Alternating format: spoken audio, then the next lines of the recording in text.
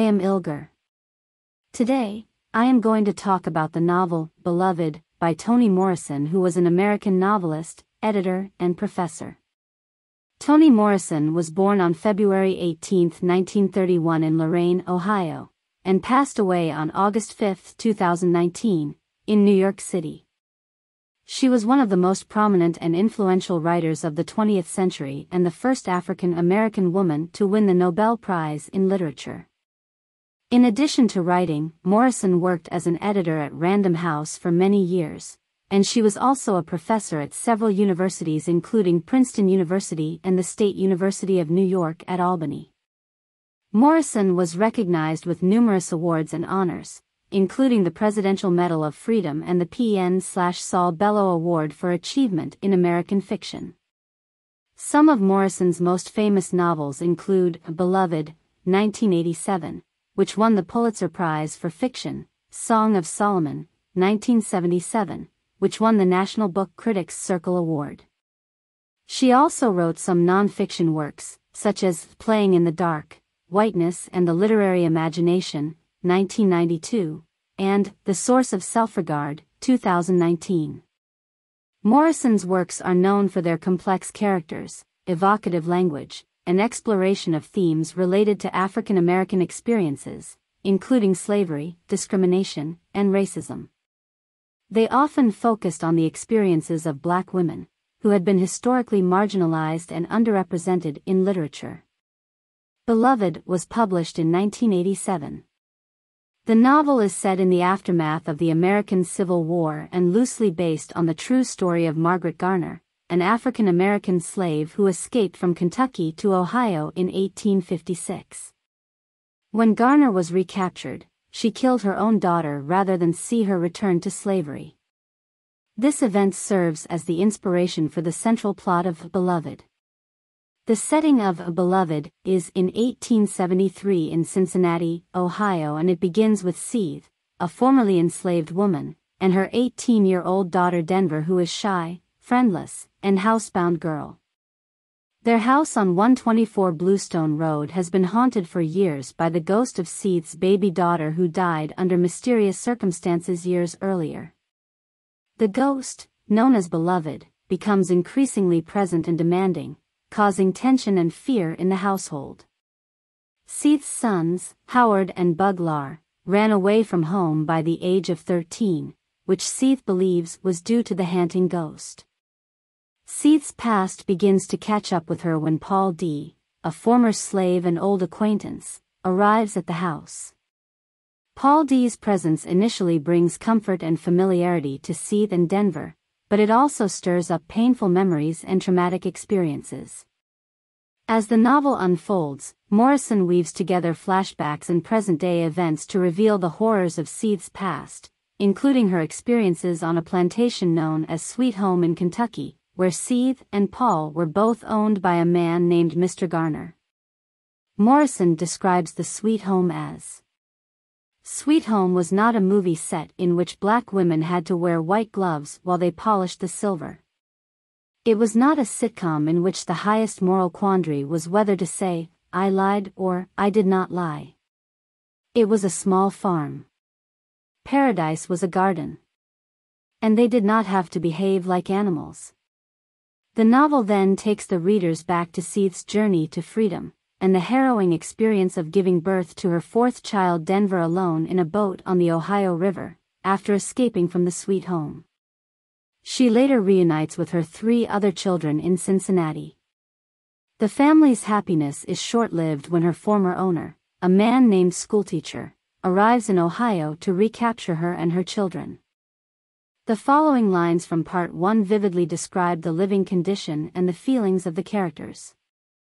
Men and women were moved around like checkers.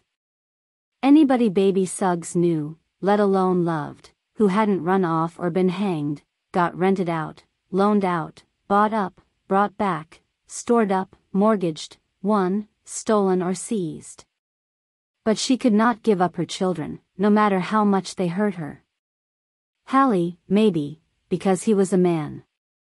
But these little ones, she couldn't give them up. No matter how many times Seeth told herself she couldn't. He licked his lips. Well, you know how it is with white people. When they're alone, they get nervous. There is a sense of isolation and loneliness that pervades the characters' lives. Seeth's tragic past and the presence of the ghost create an atmosphere of fear and tension. The second part of A Beloved delves deeper into the backstory of Seeth's life as a slave on the Sweet Home plantation, including the physical and psychological abuse suffered by enslaved people, the dehumanization of black bodies, and the trauma that lingers long after freedom is gained. As Seeth's past is revealed, the ghost of Beloved becomes increasingly present and powerful, causing the characters to confront the memories and traumas that they have tried to suppress. It culminates in a haunting and powerful scene as Seeth confronts the truth about the death of her baby daughter and the devastating consequences of her actions. She tries to kill her children to save them from a life of slavery, but is only successful in killing her infant daughter, whom she believes is better off dead than in chains. This baby girl, Beloved, becomes a haunting ghost constantly roaming in the house. The brutal realities of slavery are depicted in graphic detail, and the reader sees firsthand the unspeakable horrors that Seeth and other slaves endured, as well as the characters who shaped Seeth's life. It also explores the relationships between the other character, including Seeth's lover, Hallie, and her close friend baby Suggs.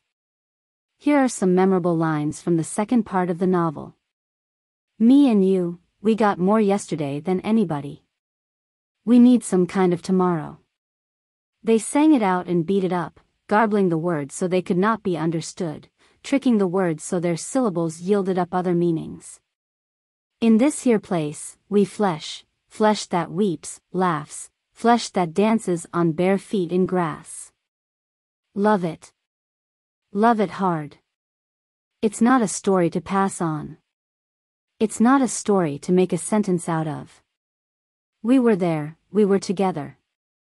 These lines capture the vivid language, haunting imagery to bring the characters and their experiences to life, while also exploring complex themes such as memory, identity, and the legacy of slavery in America. The third part of A Beloved is a powerful and emotional conclusion to the novel, as Seeth confronts the truth about the death of her daughter and the devastating impact on her life. It focuses on Seeth's inner struggle to come to terms with her past and the ways in which it continues to haunt her. Morrison explores the impact of slavery on the characters and the ways in which it continues to shape their lives. She delves into the psychological and emotional toll of slavery, and the ways in which it leaves lasting scars on the characters. Morrison uses language and imagery to explore the themes of memory, trauma, and the search for identity and freedom. The novel is a haunting and powerful exploration of the legacy of slavery in America and the ways in which that legacy continues to shape the lives of individuals and communities today. Here are some memorable lines from the third part of Beloved. Freeing yourself was one thing, claiming ownership of that freed self was another. It's not my job to know what's worse. It's my job to know what is and to keep them away from what I know is terrible. I am not your woman because I am not a woman. I am not a man either. I come before both of them. These lines capture the powerful language, vivid imagery, and complex themes that are central to Morrison's novel. The movie adaptation of A Beloved was released in 1998. Directed by Jonathan Demme, starred Oprah Winfrey, Danny Glover and Thandie Newton, the film received mixed reviews and was not a box office success, but it was praised for its powerful performances and faithful adaptation of Morrison's novel. Beloved is a powerful and complex novel that explores a wide range of themes and issues, including slavery, trauma, memory, identity, and motherhood. Morrison's writing is evocative and poetic, and the novel is filled with vivid imagery and richly drawn characters. Beloved is widely regarded as a masterpiece of American literature. This discussion will end with 2 acclaims for Toni Morrison's Beloved. A brutally powerful, mesmerizing story. Read it and tremble. People. There is something great in Beloved, a play of human voices, consciously exalted, perversely stressed, yet holding the true. It gets you. The New Yorker.